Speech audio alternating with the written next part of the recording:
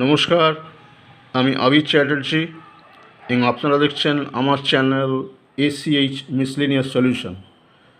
লোকসভা ভোটে কোনো ভোটার কোনো ভোট গ্রহণ কেন্দ্রে কীভাবে ভোট দেবেন এবং সেখানে পোলিং অফিসারদের কী কাজ, কীভাবে সেই কাজটা এগোবে এবং ওই ভোটদাতা ভোট দিয়ে সেই ভোট গ্রহণ কেন্দ্র থেকে বেরিয়ে যাবেন, সেটা নিয়ে আজ আলোচনা করব। দেখুন, প্রথমে অ্যারো চিহ্ন দেওয়া আছে, ওইখান থেকে একজন প্রথম ভোটদাতা এলেন। এসে কার কাছে এলেন? না, প্রথম পোলিং অফিসারের কাছে এলেন।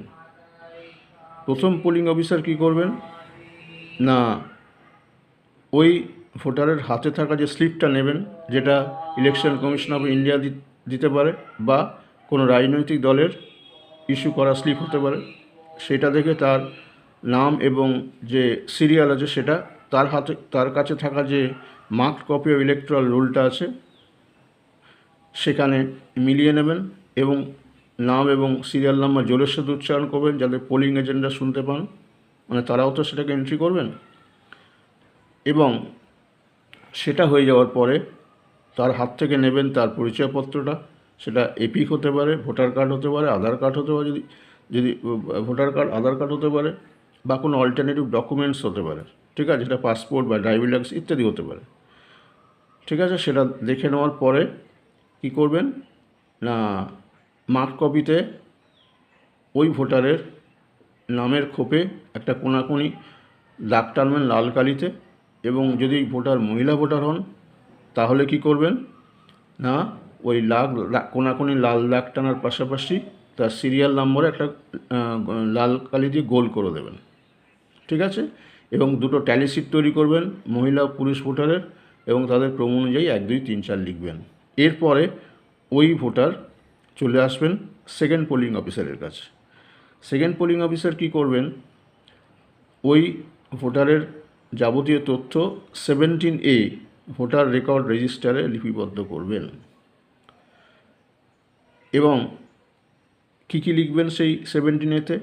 প্রথমে তার সিরিয়াল নাম্বার, যেহেতু তিনি প্রথম এসছেন 1 নম্বর সিরিয়াল হবে। মার্কড কপি অফ ইলেকট্রাল রোলের তার যে সিরিয়াল, সেই সিরিয়ালটা সেকেন্ড কলামে লিখবেন। থার্ড কলামে লিখবেন, যদি এপিক নিয়ে আসে তাহলে ইপি লিখবেন, বা আধার কার্ড থাকলে আধার লিখবেন। যদি ভোটার স্লিপ নিয়ে আসে, ইলেকশন কমিশন কর্তৃক প্রদত্ত ভোটার স্লিপ, তাহলে সেটাকে ভিএস লিখবেন। এছাড়া যদি অল্টারনেটিভ ডকুমেন্টস নিয়ে আসেন তাহলে হয়তো পাসপোর্ট বা ড্রাইভিং লাইসেন্স, তাহলে কী হবে, ওই পাসপোর্ট বা ড্রাইভিং লাইসেন্সের যে নাম্বারটা আছে তার শেষ 4 ডিজিটটা সেখানে উল্লেখ করবেন। তার পরের কলমে কী করবেন, যে ফোর্থ কলম যেটা আছে সেখানে ওই ভোটার সই করবেন, সই বা টিপ সই দেবেন। যদি সই করতে চান অবশ্যই সই করতে দিতে হবে। আর উল্টো দিকে সেই তার দিকে মুখ করা বই থাকলে, এই 17 থাকলে সেই উল্টো দিকে সইও করতে পারেন, তাতে কোনো অসুবিধে নেই। এবার সেকেন্ড পোলিং অফিসার ওই ভোটারের বাঁ হাতের তর্জনীতে অমোচনীয় কালির দাগ দেবেন। তর্জনীর একদম নখের উপর থেকে একদম প্রথম গাঁট অবধি কালো কালির দাগটা টেনে দেবেন এবং তাকে একটা ভোটার স্লিপ ইস্যু করবেন। ইস্যু করার পরে ওই ভোটার কোথায় চলে যাবেন, থার্ড পোলিং অফিসারের কাছে চলে যাবেন। থার্ড পোলিং অফিসার কী করবেন, তার কাছে যেটা কন্ট্রোল ইউনিট আছে, সেই কন্ট্রোল ইউনিটের যে ব্যালট বোতাম আছে, সেই ব্যালট বোতামে চাপ দিয়ে ওই ভোটারকে তার ভোটাধিকার প্রয়োগ করার অধিকার দেবেন। এবং এরপর ওই ভোটার চলে যাবেন ভোটদান কক্ষে। ভোটদান কক্ষে যেখানে ব্যালট ইউনিট সহযোগে ভিভিপ্যাটটা রাখা আছে, সেখানে গিয়ে তার পছন্দ অনুযায়ী ভোটারকে ভোট দেবেন। ভোট দেওয়ার পরে দেখুন আস্তে আস্তে কী হবে না, বেরিয়ে চলে যাবেন, প্রস্থান যেটা আছে ওইখান থেকে বেরিয়ে চলে যাবেন। ঠিক এইভাবে নিয়ম অনুযায়ী পুরোটাই চলবে এবং পুরোটাই পর্যবেক্ষণ বা তদারকি করবেন প্রিসাইডিং অফিসার। যদি কোনো সমস্যা হয় তাহলে কী হবে, সমস্যা হলে সেটা প্রিসাইডিং অফিসার পোলিং এজেন্টের সাথে আলোচনা করবেন, করে সেটা সমাধান করবেন।